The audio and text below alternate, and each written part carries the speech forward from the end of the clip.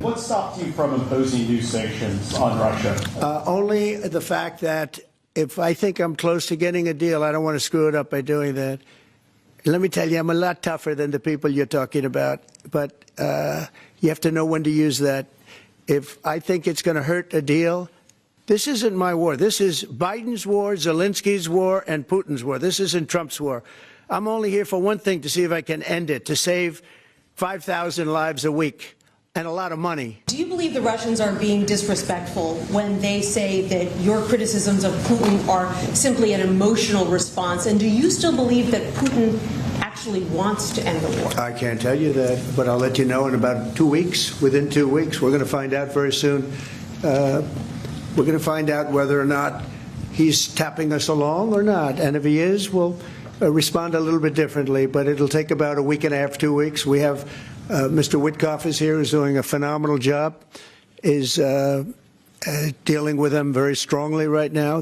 Megjithse, siç edhe dëgjuat, pyetjet ishin shumë provokuese ndaj Trumpit, sidomos prekin atë sedrën, që domethënë Putini është mos respektues se edhe kjo fakt është e vërtetë, sepse në deklaratën e tij që se kemi si për fat keq, thotë toka ruse mbi fjalët e tua, pra domethënë interesat e Rusisë, pavarësisht mërzit Trumpi, kjo gjë po bëhet gjithmonë më qartë, Putin nuk të riqet pas. Pra, se tush, megjithatë, Trumpi u rezervua dhe kësaj radhe për respekt takimit të 2 qershorit të ardhshëm, pra të negociatës për paqe, për të vënë sanksione të tjera. Si e gjykon, Gjorgjina, jemi në lojë nervash, Trumpi do kaloj pastaj në ekstremin tjetër, apo mendon që ka shans për paqe? Duke u nisur te deklarata e tij që lufta në Ukrainë nuk është lufta ime, nuk ka ndonjë gjë të re për të çuditur nga deklaratat e vijueshme të Trumpit.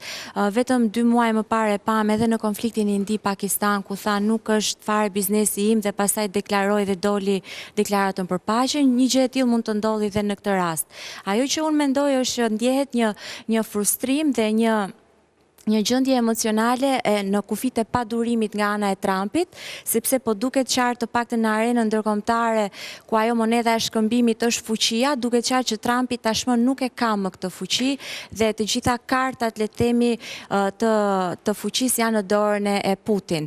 Dhe ndoshta për post këtij është fuqia apo është kokforciko e Putinit, sepse praktikisht unë mendoj që Trumpi po jep një shans real për paqe, apo ti mendon që është mendoj që në të gjithë to 4 muajt e Trumpit kemi parë gjithmonë një marrëdhënie të disbalancuar ndërmjet raportit të tij me Putin dhe me Zelenskin, dhe në këtë moment nuk mund flasim për një raport të barabartë, të drejtë për të ulur në tavolinën e paqes, ku gjithmonë Putin është parë ai jo agresori dhe personi me cilin mund të negociohet.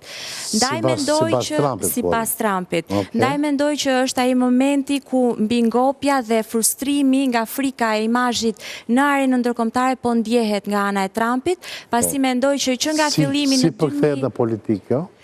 Mendoj që Rusia dhe Putin për post motivit të imperializmit të rus që nuk vdiq me shpërbërjen e bashkimit